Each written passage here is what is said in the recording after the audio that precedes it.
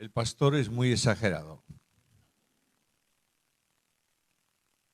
No hay duda ninguna que cualquier cosa que el ministro del Evangelio, el pastor, el enseñador, como querrás llamarle, tiene, no es suyo.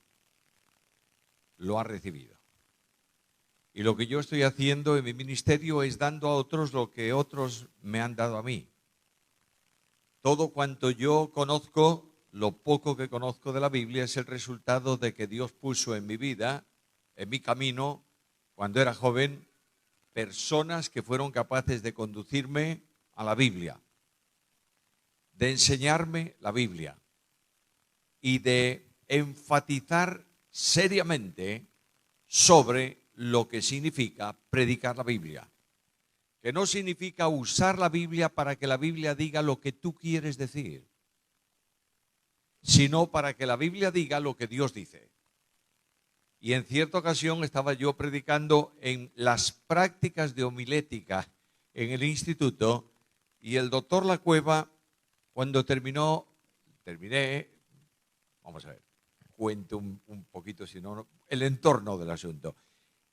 El doctor Lacueva no tenía ningún gusto por la homilética. Dice que cada predicador tiene su estilo y que lo diga como pueda. Pero no le quedaba otro remedio que dar la materia. Y en los ejercicios de homilética eran muy sencillos. Él te daba un tema y tú predicabas en la iglesia ese tema, delante de él. Era muy complicado, ¿eh?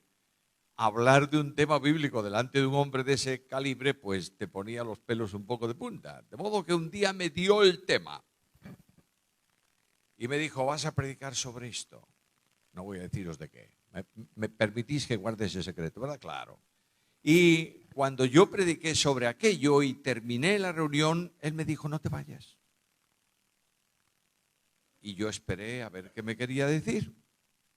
Y me dijo, tú dijiste esta palabra que estaba en el texto griego. Sí. Metió la mano en el bolsillo y sacó su Nuevo Testamento griego y me dijo, busca. La busqué. ¿Está? No, no está. Tú engañaste a la iglesia. Así que el próximo domingo por la mañana, antes de que yo predique, tú tienes que pedir disculpas a la iglesia. Y ese domingo a la mañana, él subió al púlpito y dije, se va a olvidar. Oh. Cuando estaba en el púlpito dijo, bueno, voy a dar lectura, pero antes de eso, Samuel tiene algo que decir. Y allá voy yo al púlpito. Y tuve que decir, bueno, hermanos, dije esto, pero estaba equivocado, no es verdad. Bueno, gracias, Samuel. Muy bien. ¿Aclarado? Aclarado. No permitía que tú dijeras nada en nombre de Dios, tomando su palabra, si no estaba la palabra. Y esto es necesario recuperarlo hoy, porque hay multitud de pastores y de predicadores que dicen lo que quieren, pero no lo que la Biblia enseña. Y quiero deciros que esas personas son lobos que destruyen el rebaño. Mentirosos que engañan a las iglesias. Y hemos de recuperar forzosa y necesariamente un retorno a la Biblia sin condiciones. Hablar de un tema tan amplio como el que se me propuso en 2 noches es prácticamente imposible. De manera que ayer, orando por esto, dije, voy a hablar, como hice ayer por la noche, sobre la palabra. El efecto de la palabra que es tratada por Satanás para que no produzca su fruto, etcétera, etcétera. Muy bien, ya tenemos la palabra. Ahora, la vida de santidad, la vida cristiana, el ministerio en la iglesia, todas estas cosas no descansa solo en la Biblia, sino en el poder de Dios, en el poder del Espíritu Santo de Dios. Por tanto, yo quiero llamar vuestra atención al segundo aspecto que tiene que ver con la palabra, la vida, la ética cristiana en manos del Espíritu. Gálatas capítulo 5, versículo 16.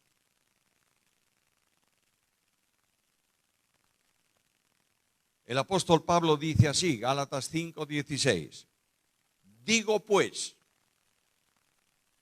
andad en el Espíritu y no satisfagáis los deseos de la carne.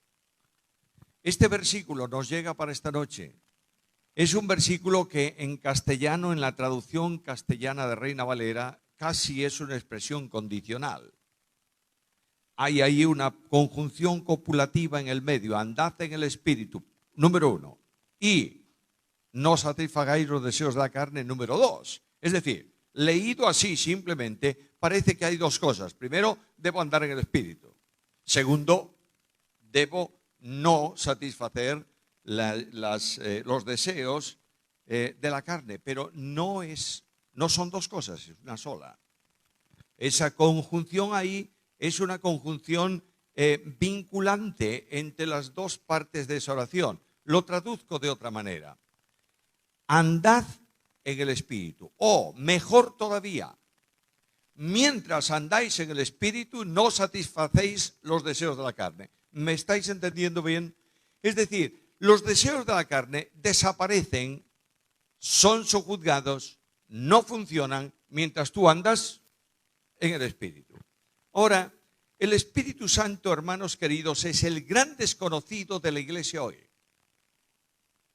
No importa de qué sector de la iglesia. Desde el sector llamado, perdonadme utilizar palabras de lenguaje común, desde el sector más enérgicamente doctrinal hasta el menos doctrinal de todos. El Espíritu Santo es desconocido en la iglesia de Cristo. ¿Se ha estudiado el Espíritu Santo o no? Sí. Se han establecido su doctrina, se han investigado su funcionamiento, se han estudiado sus dones, se ha introducido en el estudio teológico la tercera persona de la deidad de forma enfática. Pero quiero deciros que el Espíritu Santo no es Dios para ser estudiado, es Dios para ser vivido. E indudablemente podemos saber muchísimo acerca del Espíritu Santo, pero no siempre andamos en el Espíritu. Yo quiero hacer una confesión esta noche, porque no me conocéis. Yo soy una persona mayor, abuelo. Llevo muchos años en el ministerio. Estoy seguro que el ministerio futuro que yo tengo va a ser corto. Pero yo quiero deciros que no, por tanto, no busco controversia ninguna. No necesito hacer un espectáculo dogmático y una manifestación apoteósica de teología para ganar un puesto. No me interesa. El único puesto que quiero es el ser siervo de Cristo. Y quiero deciros que la iglesia de Cristo hoy está sobrada de grandes y necesita siervos. Y que hay muchos que viven a costa de la iglesia, siendo el núcleo de la atracción de las congregaciones. El hombre del espectáculo que domina las masas. Cristo fue un humilde predicador de la palabra y Cristo es presentado a los hombres como el siervo de Dios. Nadie puede ser más que esto. Cualquiera que quiera ser en la iglesia de Cristo más que un siervo, se ha equivocado de plano. La iglesia de Cristo tiene un problema para la gente, ¿sabes cuál es? Es un raro invento de Dios que no permite engrandecer a nadie. Cuando tú estás en la iglesia, ¿quién es el Señor de la iglesia? Cristo. ¿Quién es el conductor de la iglesia? El Espíritu Santo. ¿A quién adora la iglesia? A Dios. Por tanto, todos los demás estamos en el mismo plano. ¿Me entendéis o no? No hay creyentes de primera, hay creyentes de segunda, hay siervos de Dios. Y cuando tú estudias esto, ves esto, asumes esto, y delante de Dios tomas la determinación de ser de esta manera, comenzarás a vivir una vida en dependencia del Espíritu Santo de Dios. No creo en la revolución espiritual,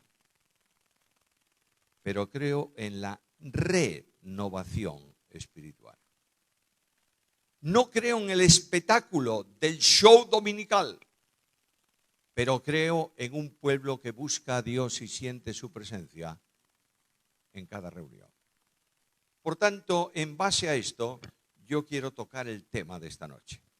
Voy a hablar de tres cosas. En primer lugar, voy a hablar, sintetizar, dar 4 pinceladitas sobre la doctrina del Espíritu Santo, respondiendo a una pregunta: ¿quién es el Espíritu Santo?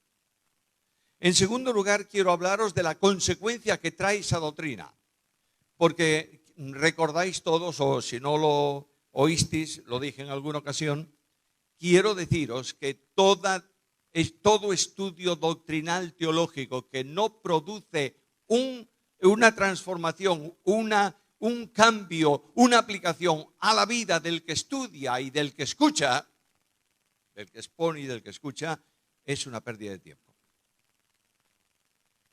No vale que tú sepas enormes dimensiones sobre la doctrina del Espíritu Santo. Si no vives en el Espíritu, no sabes nada. Y cuando tú estudias la doctrina del Espíritu Santo, te das cuenta que es una doctrina extendida desde Génesis hasta Apocalipsis. En primer lugar, la primera enorme verdad es que el Espíritu Santo es Dios. Y el Espíritu Santo está presente en el triple nombre de la deidad en el Nuevo Testamento. Cristo dijo: id a las naciones, predicad el Evangelio bautizándolos en el nombre, no dicen los nombres, en el nombre del Padre y del Hijo y del Espíritu Santo. Este es el nombre de Dios en el Nuevo Testamento. El Dios trino y uno. El Espíritu Santo existe eternamente con las otras 2 personas divinas en el seno trinitario. Dios no tiene principio, es eterno. Lo crees, ¿verdad? Y lo sabes. Ahora, cuando hablamos de eternidad, viene un problema. ¿Qué es eternidad? Bueno, si preguntas a algunos en la congregación, o muchos acaso, te dirán que eternidad es un tiempo infinitamente largo para allá e infinitamente largo para el otro lado. No. Eternidad es justo todo lo contrario, es no tiempo. De manera que el único que tiene vida no temporal, el único ser que existe en presente absoluto siempre, es Dios. Solo Dios tiene vida eterna. El creyente tiene vida eterna cuando está puesto en vinculación con la segunda persona de la deidad, que es Jesucristo. De Jesucristo, Juan me dice que en él estaba, ¿qué cosa? La vida. Y cuando yo me vinculo con Cristo en identidad de salvación por medio del Espíritu Santo, la vida eterna de Dios que está en Cristo me es comunicada a mí. ¿Me está siguiendo? Es decir, yo tengo vida eterna porque tengo a Cristo y disfruto la vida eterna porque estoy en Cristo, pero fuera de eso no existe la vida eterna. Ahora, las personas divinas son no independientes, sino individuales. A ver si podemos entender claramente esta distinción. El Padre no es el Hijo, ¿verdad? No. El Hijo no es el Padre, naturalmente. El Espíritu Santo no es ni el Padre ni el Hijo, porque tampoco el Padre es el Espíritu Santo. Son personas individuales. Son personas distintas, pero son personas vinculadas eternamente entre sí. Es decir, ninguna de ellas puede vivir sin las otras, porque participan de la única vida del ser divino, que es vida del Padre, y es vida del Hijo, y es vida del Espíritu Santo. Por tanto, ninguna persona divina podría decir, estoy diciendo podría, condicional, podría decir, me voy a vivir mi vida por otro lado. No, tienen que estar vinculadas en el ser divino, ¿verdad? Y cuando esto decimos, bueno, qué cosa interesante, tiene consecuencias en tu vida. Porque cuando tú recibes a Cristo, vienes a ser templo del Dios Trino. Y en la vida del salvo no está solo el Espíritu, ni está solo Cristo. Dice Jesucristo, el que me ama, mi Padre le amará y vendremos a él y haremos con él morada. Ahora, si el Dios Trino se traslada a cada uno de los creyentes, el oficio, la misión, el trabajo intratrinitario de mantener esa eterna unidad, las personas divinas, se reproduce en el creyente. Por eso dice el Padre, para que sean uno, como nosotros somos uno. Toda división en la iglesia de Cristo es un alejamiento de Dios y es un desconocimiento de la unidad divina que hace en nosotros. El Espíritu Santo no fue creado, claro, pero el Espíritu Santo procede del Padre. De manera que Jesucristo dijo, yo os lo enviaré del Padre y yo también de mí mismo lo voy a enviar. Cuando en la Biblia se habla de procedencia, no se habla de origen. No quiere decir que un día o en un momento eterno es una barbaridad. En la eternidad, el Padre decidió crear otra persona. Antes no existía, pero existe de ahí en adelante. No bajo ningún concepto. Las tres personas divinas existen eternamente. ¿Me está siguiendo? Ahora bien, el Espíritu Santo de Dios se vincula con el Padre y se vincula con el Hijo. Por eso Pablo en Romanos capítulo 8 y versículo 9 dice estas palabras: el que no tiene el Espíritu de Cristo no es de él. Déjame afirmar algo. No existe segundas experiencias en la salvación. No significa que tú crees en Cristo y más adelante recibes el Espíritu. Si no recibes el Espíritu cuando creas, no has creído. Y si no recibes el Espíritu Santo de Dios cuando crees en Cristo, no estás unido vitalmente a Cristo, porque la unidad de los creyentes en Cristo, ¿quién la hace? El Espíritu Santo. ¿Me estás entendiendo? ¿Me estás siguiendo? No te confunda nadie, por favor. La Biblia enseña categóricamente que el que no tiene el Espíritu de Cristo no es salvo. ¿Algo más? El Espíritu Santo es una persona divina.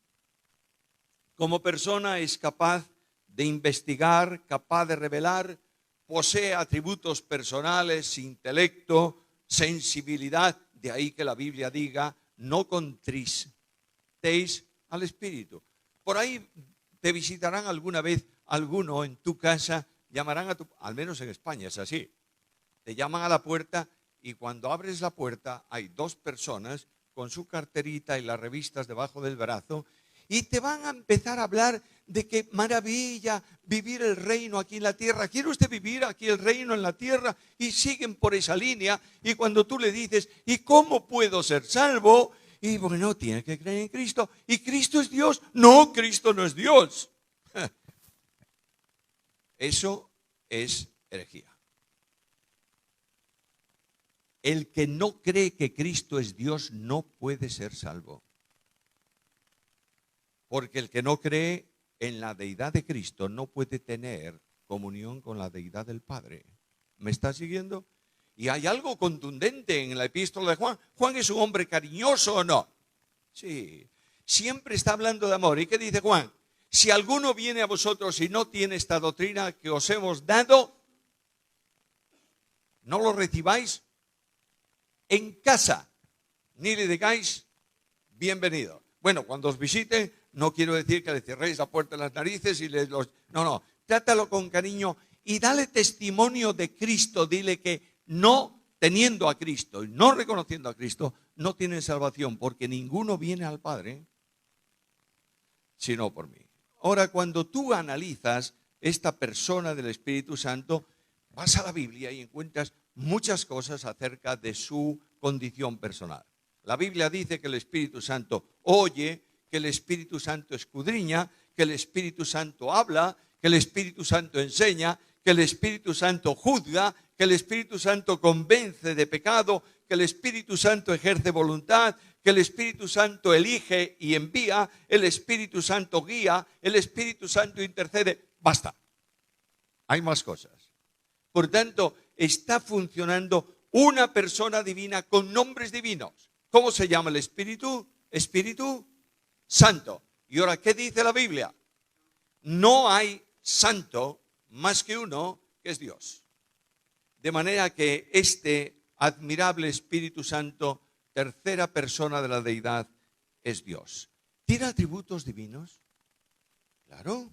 La Biblia habla de eternidad. No voy a parar ni un segundo más en esto. Nadie más que Dios es eterno. Y la Biblia habla del Espíritu eterno. También habla del Espíritu omnipotente. El Espíritu crea. Es el creador. Y hay asuntos de la creación que específicamente se encomendaron a la acción personal del Espíritu. De manera que la Biblia dice que su mano, el Espíritu, creó la serpiente tortuosa. Es más, el sostenimiento de la vida biológica del planeta Tierra está en manos del Espíritu Santo. Dice el salmista, hablando de los animales, retiras el aliento de ellos y mueren. Envías tu espíritu y renuevas la faz de la tierra. Esa idea un tanto rara y extraña de que cuando la iglesia de Dios vaya a la presencia y sea tomada por Cristo para llevarla a su presencia, el Espíritu Santo se va con la iglesia, no está en la Biblia. Es una mala interpretación de un texto bíblico en donde dice que será quitado de en medio el que impide.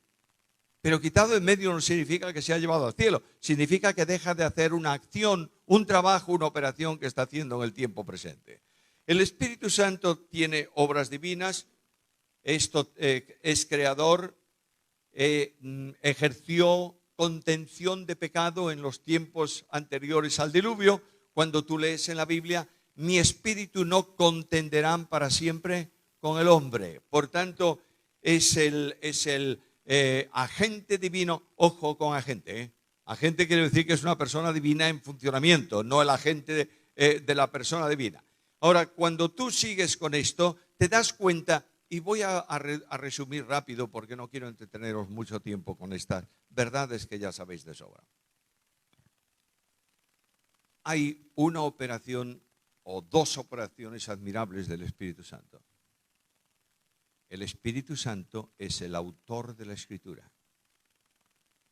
De modo que si en Génesis dice blanco y en Apocalipsis dice blanco, ¿por qué es? Porque la mente que conduce, el hilo conductor de la Biblia, es el Espíritu Santo. Pero hay un momento en la historia de la humanidad que impresiona. Cuando Juan dice, y aquel verbo fue hecho carne o se hizo carne, hay las dos cosas, ¿vale? Y habitó entre nosotros. Quiere decir que un día el Dios de la gloria, la segunda persona divina, irrumpió en la historia de la humanidad como hombre. ¿Quién comenzó el proceso que culmina en el nacimiento de Jesús? El Espíritu Santo. Dice que el Espíritu Santo vendrá sobre ti y el poder del Altísimo te cubrirá con su sombra. Por tanto, el santo ser que nacerá será llamado Hijo de Dios. El Espíritu Santo de Dios irrumpió en el vientre de María para iniciar el proceso de gestación que terminaría en el alumbramiento de la naturaleza humana del Verbo eterno de Dios. Es el Dios que regenera. Es el Dios que impide el programa de Satanás. Es el Dios de los milagros. ¿Creéis en los milagros del Espíritu Santo? ¿Y cuáles son? El Espíritu Santo toma lo que es de Cristo y lo comunica a los hombres. No hay ninguna operación del Espíritu Santo en relación con el hombre que no proceda de Cristo. Porque nadie puede asimilar el poder de Dios si no está adaptado a su propia condición de hombre. Me va a decir alguno, ¿qué rollo tienes esta noche, Pérez Millos? Esto es de... Voy a poner un ejemplito rápido. ¿Conoces a una gallina? Bueno, no hace falta que la conozcas y la saludes. ¿Sabes lo que es una gallina? Bien. ¿La gallina come maíz o no? Bien. Tú te vas al comercio y compras una bolsa de maíz duro, como una piedra, porque así es el maíz, después de estar seco, echas los granos de maíz al suelo. ¿Y qué hace la gallina? Viene y según están, taca, taca, taca, taca, se come los granos. ¿Has intentado hacerlo tú alguna vez? Primero, te será muy difícil comerte un puñado de maíz duro. Segundo, si por fin consigues tragártelo, vas a tener un problema de estómago enormemente serio. ¿Y por qué? Bueno, porque la gallina es la gallina y tiene una forma de asimilar el maíz. Y tú eres un hombre y tienes otra forma. El Dios de la Biblia, el Dios de la gloria, abre sus manos de bendición y desciende esa bendición a su creación en general, pero solo es asimilable para el hombre cuando pasa por Cristo. Porque Cristo es el único mediador entre Dios y los hombres. No busques poder para la iglesia, ni poder para el creyente, más que en Cristo. ¿Qué dice Pablo cuando está en la cárcel?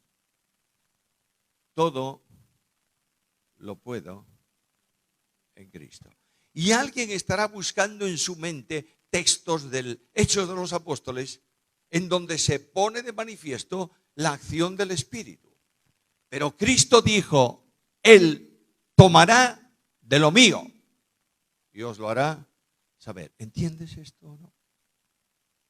El Espíritu Santo de Dios opera el milagro más grande que tú puedes imaginarte. Que es muy superior a sanar a un enfermo, a dar vista a un ciego, a sanar a un paralítico o incluso a resucitar a un muerto. Es el milagro de la transformación de un perdido en un hijo de Dios. Estaba una vez Agustín de Hipona enseñando sobre los milagros a los alumnos y le dijo a los alumnos, hay que creer en los milagros de Cristo, en los grandes y en los pequeños. Y uno de ellos, los alumnos siempre son curiosos, uno de ellos le dijo, ¿cuáles son los pequeños? Y Agustín le dijo, mira, la conversión del agua en vino, la multiplicación de los panes, la calma del temporal, la sanidad de los leprosos y la resurrección de Lázaro. Y el hombre le miró y dijo, ¿y cuáles son los grandes? Y él le dijo, mírame, yo soy el milagro más grande que Dios hizo. De un perverso soy un hijo de Dios. Hermanos míos, el mundo no necesita espectáculo de milagros, necesita vidas cambiadas por el poder de Dios. Necesita ver a un marido que ama a su esposa como Cristo amó a la iglesia, y si no lo hace, tiene que preguntarse si ha nacido de nuevo. Una persona que paga sus impuestos. Una persona que ama sin esperar recibir nada a cambio. Una persona que ama a sus hermanos sin excepción. Porque si no amas a tu hermano, Juan dice que el que no ama a su hermano no ha conocido a Dios. ¿Me entiendes bien esto? Es hora de reciclar nuestra sensibilidad sobre cosas que pasan en nuestro entorno. La ceguera espiritual solamente puede ser iluminada por el poder del Espíritu Santo de Dios. Ahora, ¿cuáles son? Yo diría, como dice el profeta, estos solo son la orla de su manto. Dejémoslo ahí. Dios el Espíritu Santo es Dios bendito sobre todas las cosas. Amén. Ahora, ¿cuál es la consecuencia? No hay salvación sin la acción trinitaria. La Biblia dice que la salvación es de Jehová. Salmo 3:8, Jonás 2:9. Luego, el único que salva es Dios. Y cada una de las personas divinas toma una parte en el hecho admirable de salvar a un pecador. El Padre le llama y lo conduce a Cristo. El Hijo lo salva. Pero ¿quién es el que produce los elementos que sustituyen antes y en la salvación los efectos del pecado? El Espíritu Santo de Dios. El hombre nunca busca a Dios. Lo repito. No hay hombre que voluntariamente, mujer, no hay ser humano que busque a Dios. ¿Quieres ir a la Biblia y verlo? En el momento en que Adán pecó, ¿qué hizo? Fue a buscar a Dios urgentemente y dijo, perdóname, Señor. ¿Hizo eso? Fue y se escondió. ¿Quién buscó a Adán? Dios. Y que le dice, a ver, Adán, ¿dónde estás tú? Transcurre el tiempo. Llegas a la profecía de Isaías. Todos nosotros nos descarriamos como ovejas. Cada cual se apartó por su camino. Nota que los caminos todos del hombre, y el libro de Proverbios lo dice también, y Salmos, hay camino que al hombre le parece derecho, pero su fin, camino de muerte, porque no hay camino que el hombre trace que le conduzca a Dios. Es el camino de Dios el que lleva a Dios. Y ese camino es Cristo. Y alguien me va a decir esta noche, oye, ¿estás tomando textos seleccionados del Antiguo Testamento? Y aquello era una dispensación distinta. Bueno, déjalos. Para ti todos esos. Voy a otro del Nuevo Testamento. Y llego a Romanos capítulo 3, versículo 10. No hay justo ni aun uno. No hay quien entienda. No hay quien, lo dice Pablo. Como nosotros no buscamos a Dios, es Dios que viene a buscarnos a nosotros. Y el Hijo del Hombre vino, Lucas 19:10, para buscar y salvar lo que se había perdido. Ahora yo voy a predicar el Evangelio. ¿Y qué es el Evangelio? La palabra cruz para los que se están perdiendo. ¿Qué es? Locura. Y es más, cada vez que tú prediques el Evangelio, Satanás mandará a sus demonios para que procuren que la luz del Evangelio no resplandezca en la mente de la persona que lo escucha. Y aquí tenemos un serio problema. ¿Qué hace Dios? No necesita brillar fuera, brilla dentro. De manera que el Dios de la Biblia, el Espíritu Santo, resplandece ¿en dónde? En el corazón del incrédulo, alumbrando sus ojos espirituales para que reconozca su incapacidad y preste atención al mensaje y reciba a Jesucristo. Ahora hay algo más. El hombre natural no es un enfermo, como algunos dicen. El pecado es una enfermedad. No, señor. El hombre natural es un muerto en delitos y pecados.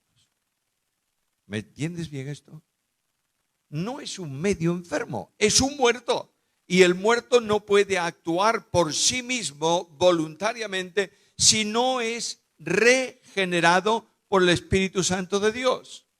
Ahora, cuando tú crees en Cristo, cuando el pecador cree en Cristo, los elementos, antes de creer en Cristo, los elementos necesarios para la salvación, convicción de pecado, fe, regeneración, proceden ¿de quién? Del Espíritu Santo. No trates de convencer al pecador tú.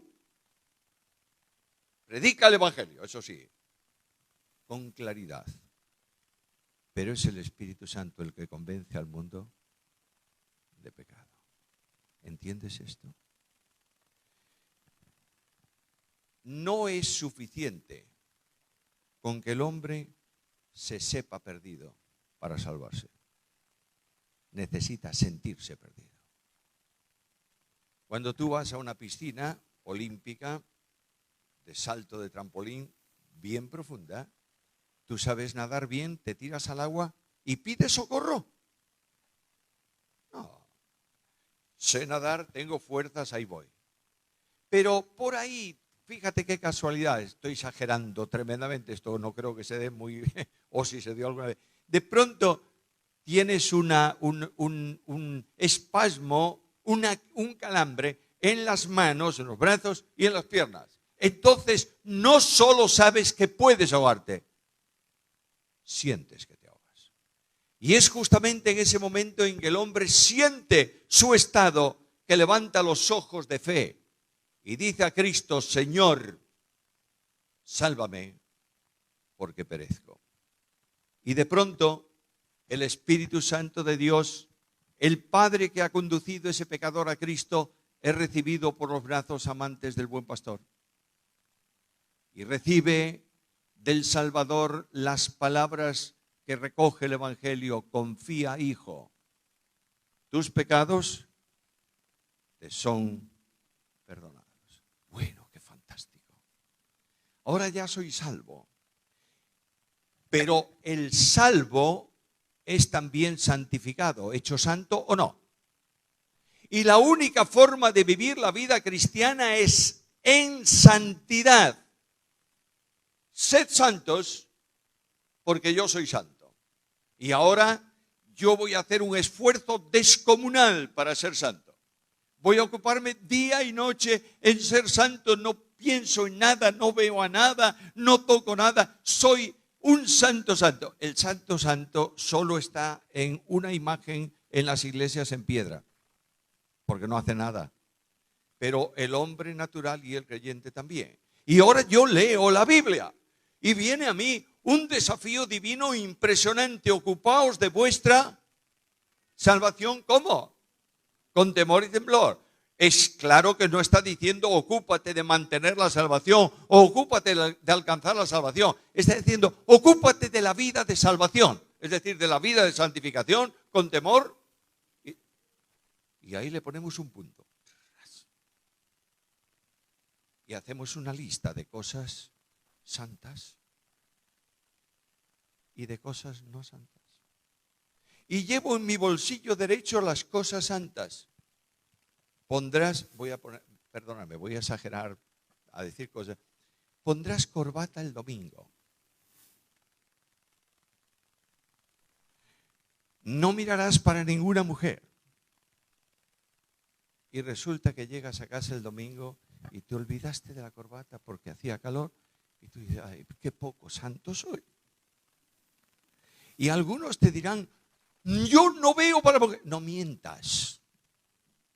No mientas.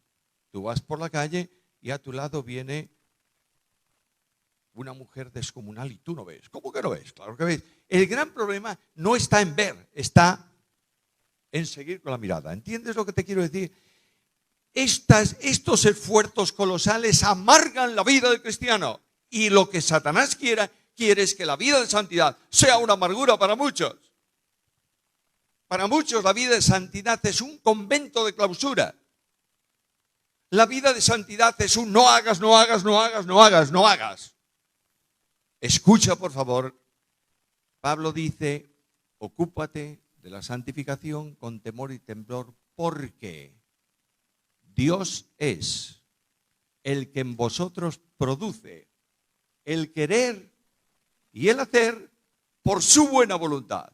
Y ahí tienes una operación de la omnipotencia divina que toma tu condición natural y la orienta para seguir las huellas de Jesucristo. Solo es santo el que vive a Cristo, porque solo Cristo fue santo.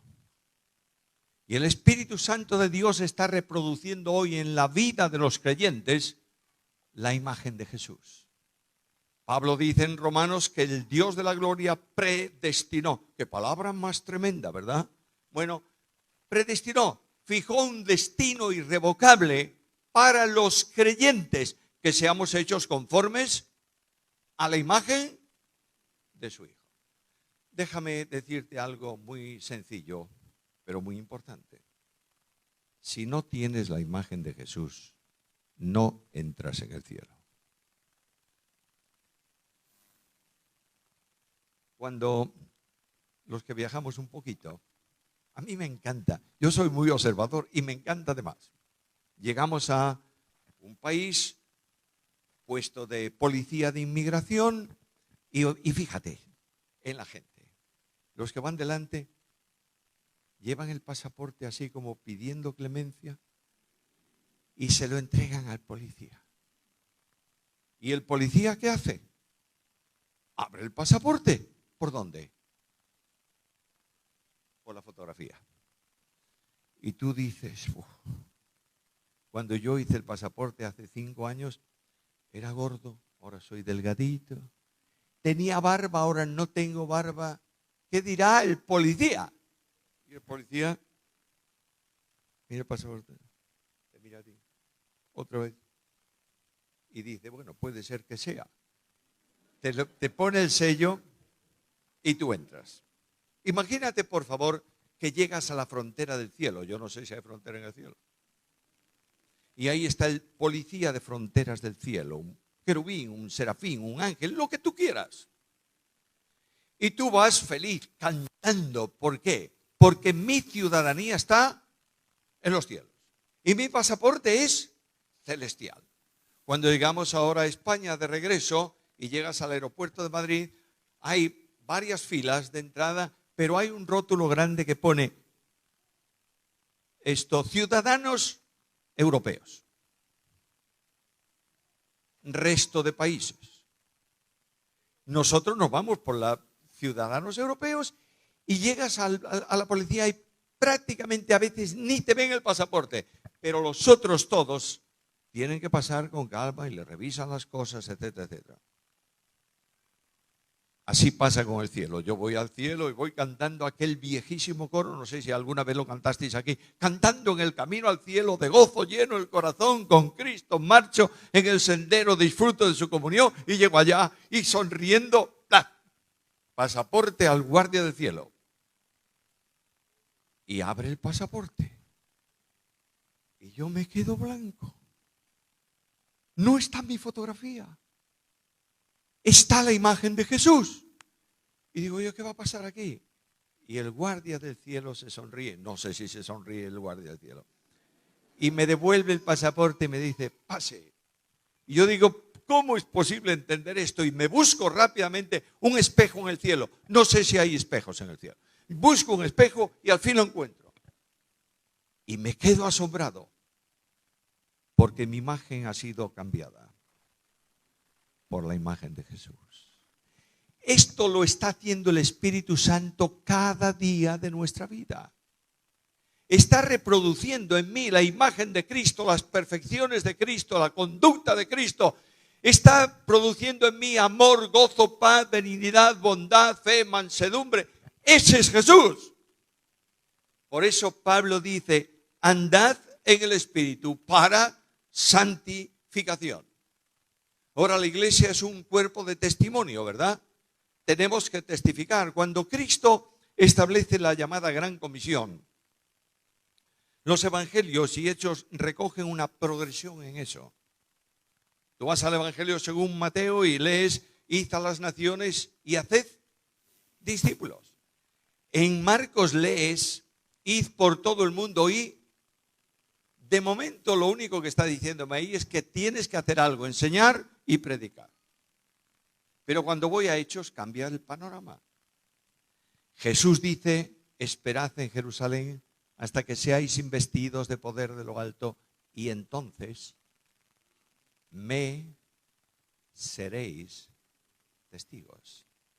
La predicación del evangelio no se podría cumplir por todos a no ser en la esfera del testimonio. Un mudo no puede predicar el evangelio porque no puede hablar. Un ciego le será muy difícil leer lo que tiene que predicar. Pero lo que Cristo quiere es que el mundo vea a Cristo en ti.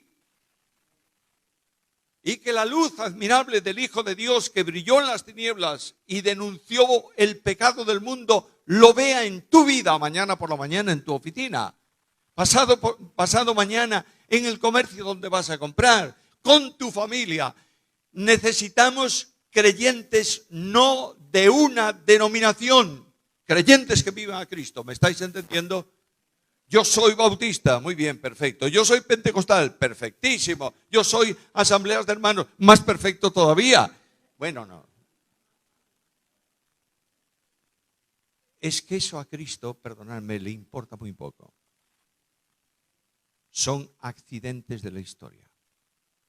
No quiero decir con esto que las denominaciones no tengan una enorme bendición histórica, porque han recuperado valores que estaban en trance de extinción.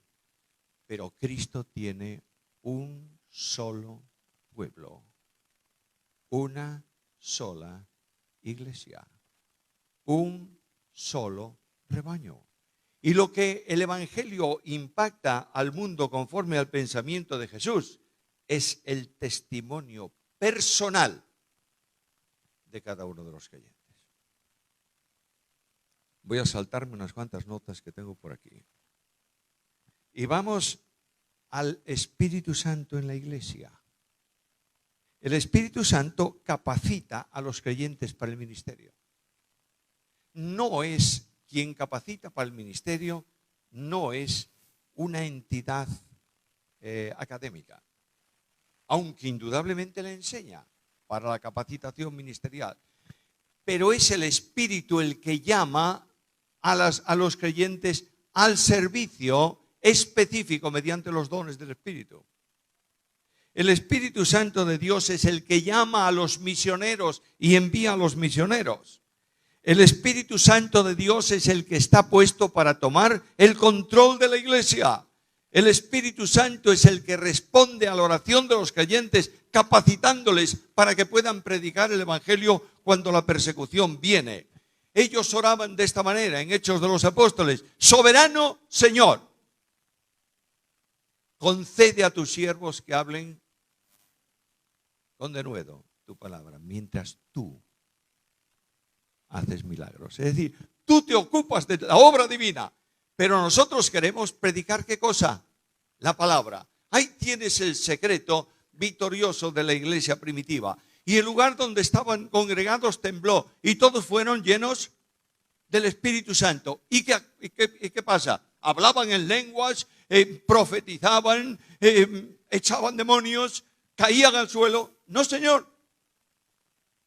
Y todos predicaban con denuedo la palabra. Ahí tienes el secreto.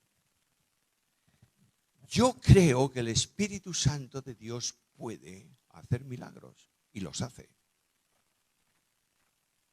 Yo creo que el Espíritu Santo de Dios puede hacer maravillas y prodigios y los hace. Pero lo que yo necesito es orar conforme a mi necesidad delante de Él. No es llevarle al Espíritu, al Señor, el programa que yo quiero ejecutar en mi iglesia y decirle: ahora bendícelo tú. Te pongo un ejemplo y voy a ir terminando. Vamos a tener una campaña evangelística. ¿Es bueno la campaña evangelística? Claro, hombre, predicarle, ¿cómo no? Naturalmente. Entonces, vamos a hacer una campaña en septiembre, en mayo del año que viene. Bien. El grupo organizador de la campaña se pone a trabajar. Reunión. ¿Quién va a predicar en la campaña? Fulano. Bueno, hay que tener cuidado porque me han dicho que el otro, no, el otro es muy viejo, muy pesado. No. Al fin y al cabo, después de 2 meses de pelea, elegimos uno. Ya está, fulano y tal. Ahora, en la campaña tiene que haber buena música, ¿verdad? Muy bien. Conjunto musical, el coro, lo que tú quieras. Ya tenemos la música, ya tenemos el predicador. Ahora tenemos el lugar, el estadio tal, para llenarlo de gente, etcétera, etcétera. Y cuando faltan 2 semanas para la campaña, llevamos el programa en oración y le decimos a Dios, bendice el programa que hicimos. Hemos de empezar de rodillas diciéndole, Señor, ¿qué quieres que hagamos? Y Dios hace asombrosamente milagros insospechados. Y salva a gente. Y establece la obra. Y abre iglesias. Y consolida su obra aquí. Un ejemplito. ¿Puedo? Me concedéis 10 minutitos más, ¿verdad? No, lo que quiero no, que hay que ir a dormir. Bueno, nuestra iglesia, os decía el otro día, que está celebrando 140 años de historia. Desde hace 100 años, oíd el número. Esto no es una cifra. 100 años la iglesia ha estado tratando de abrir una obra en una ciudad cercana a Vigo. Se hizo lo imposible. Tomamos esa determinación de insistir un poco más, trajimos una pareja misionera, la pusimos responsable de ese lugar. Esos 2 hermanos hicieron lo que no podéis imaginar para alcanzar a alguien para Cristo. Fíjate que el varón se inscribió en el club de baloncesto de la ciudad y él, ¿cuántos dejó al cabo de 3 años? Nadie. Y el grupo misionero de la iglesia dijo, bueno, Dios no tiene pueblo aquí, vámonos a otro lado. Y de pronto un miembro del consejo dijo, ¿me permitís plantearos un desafío? ¿Cómo no? Antes de irnos, ¿por qué no oramos 3 meses más por este sitio? ¿Oramos cómo? Señor, ¿qué quieres que hagamos? Y un domingo por la mañana voy a entrar en la iglesia y un ujier me dice, mire, hay aquí un señor que quiere hablar contigo. Venga, lo saludo. Y me dice, mire, yo soy creyente, bautizado, que vivo en Bilbao, en el norte de España. Y me han trasladado aquí a Vigo a un astillero, a una constructora de barcos, porque estoy encargado de supervisar la construcción de un barco. ¿Y dónde vives tú? Para orientarlo hacia un grupo de hogar. Me dice, en Redondela. Y yo, hay una calle en Vigo que se llama Redondela. Le digo, ¿en Redondela número? Me dice, no, número no, en Redondela pueblo. Ese pueblo que hacía 100 años que se estaba tratando de abrir una obra y ahora va un hombre creyente para allí. Y yo le cuento la historia. Y me dice, bueno, no hay ningún problema, podéis usar mi casa para trabajar desde ella. Ya tenemos 6 miembros bautizados en ese lugar.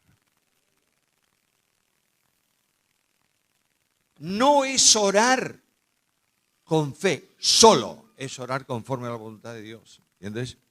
Y que sea Él el que hace la obra. Por último, el Espíritu Santo es el elemento de la adoración. El que conduce a los creyentes a adorar. Adorar no es hacer cosas.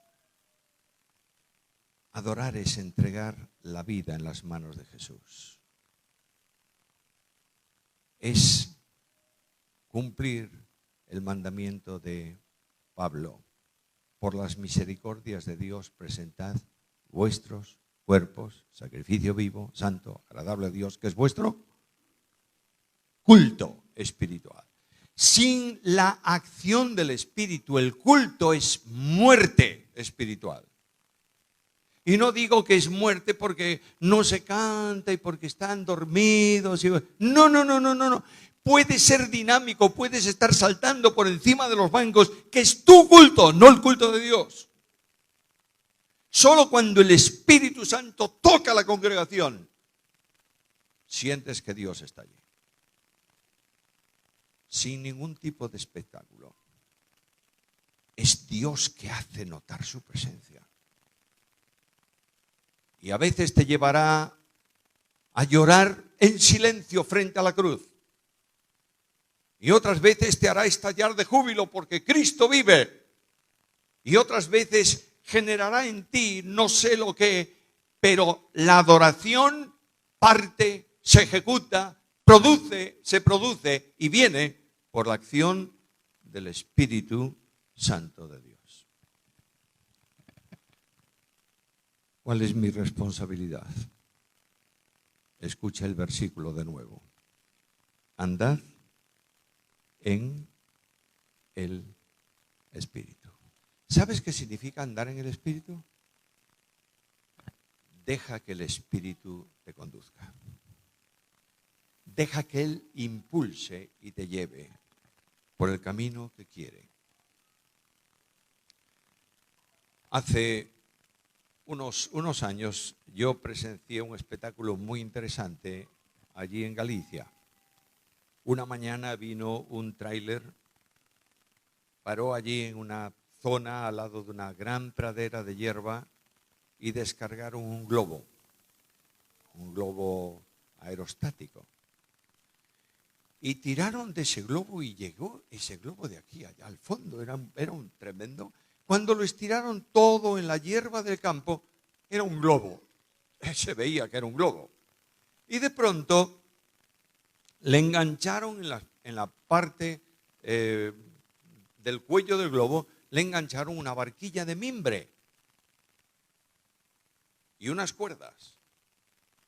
Y el capitán que mandaba aquello, que dirigía el globo también después, mandó poner una estaca bien fuerte en el suelo e hizo un nudo que se deshacía simplemente con tirar de.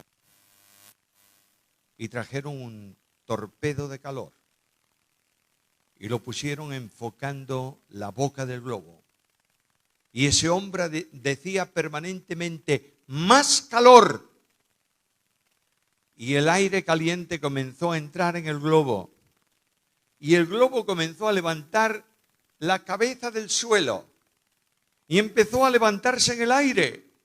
Hasta el punto que cuando ya estaba en el aire, la cuerda que estaba sujeta a esa estaca en el suelo empezaba a sonar por la presión del globo.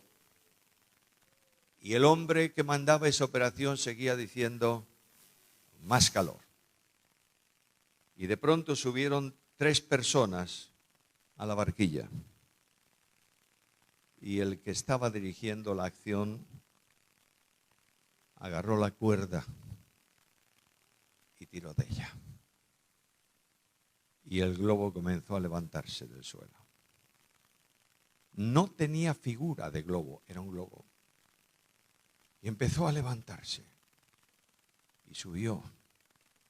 Y subió. Y una corriente de aire lo empujó y pasó por encima de la montaña. Y se perdió de nuestra vista. Y yo dije, qué ejemplo tan grande. El fuego de Dios levantando de tu estado personal y acercándote al sol y haciéndote superar las montañas. Hermanos, yo pido al Señor, al Dios de la gracia, que esta noche hay entre nosotros personas que dicen a Dios, Señor, ayúdame. Yo quiero andar en el Espíritu para gloria de tu nombre. Que Dios os bendiga y el Señor Jesús manifieste su gracia con cada uno de nosotros.